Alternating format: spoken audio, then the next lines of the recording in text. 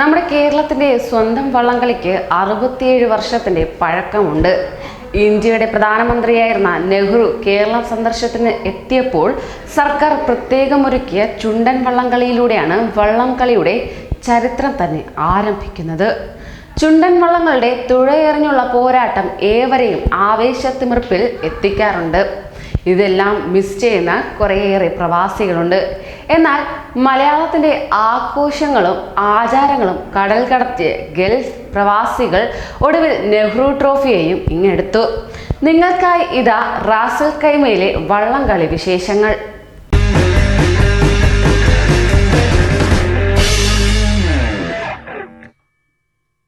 വള്ളംകളിക്ക് ഒരുങ്ങുകയാണ് Ras al Khaimah creek. നമ്മുടെ കേരള സർക്കാരുമായി സഹകരിച്ചുകൊണ്ടാണ് Ras al Khaimah international marine sports club Nehru trophy വള്ളംകളി സംഘടിപ്പിക്കുന്നത്.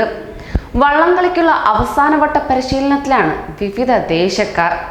മലയാളികൾ മാത്രമല്ല, അറബ് വംശജർ, യൂറോപ്യൻ പൗരന്മാർ, അങ്ങനെ പല രാജ്യക്കാരുമുണ്ട് ഇവിടെ തുഴയെറിയാനും താളം പിടിക്കാനും. UAE-യിലെ 7 എമിറേറ്റുകളെയും ഓരോ കരകളായി തിരിച്ചാണ് മത്സരം നടത്തുന്നത്.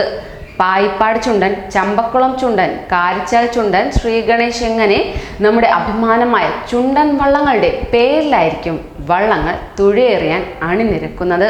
എന്നാൽ ഇവയെല്ലാം ഫൈബർ വള്ളങ്ങളെന്ന് മാത്രം.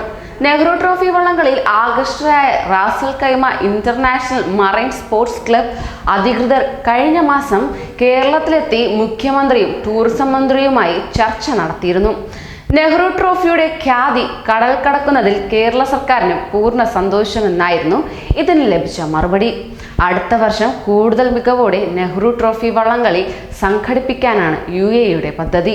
അതിനായി നമ്മുടെ നാട്ടിലെ വള്ളങ്ങൾ അതേ മാതൃകയിൽ UAE-യിൽ നിർമ്മിക്കുകയും ചെയ്യുന്നതാണ്. വെള്ളി, ശനി ദിവസങ്ങളിൽ പകൽ മുഴുവനും, മറ്റു ദിവസങ്ങളിൽ ജോലി തിരക്കിന് ശേഷം വൈകുന്നേരവും രാത്രിയിലുമാണ് പരിശീലനം നൽകുക.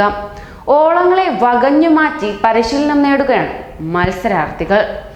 ഈ മാസം 13-ന് നടക്കുന്ന വള്ളംകളിയിൽ UAE-യിലുള്ളവർക്ക് പങ്കെടുക്കാമെന്നാണ് Ras al Khaimah international marine sports club. പ്രവാസി സംഘടനകൾക്കോ സ്ഥാപനങ്ങൾക്കോ ടീമുകളെ നിയോഗിക്കാം. അങ്ങനെ ഇത്തവണത്തെ പ്രവാസോണം അവിസ്മരണീയമാക്കാൻ ഗൾഫ് മലയാളികൾക്ക് മറ്റൊരു കാരണം കൂടിയായി മാറുകയാണ് വള്ളംകളി. കൂടുതൽ പ്രവാസി വാർത്തകൾക്കായി ഈ ചാനൽ സബ്സ്ക്രൈബ് ചെയ്യൂ.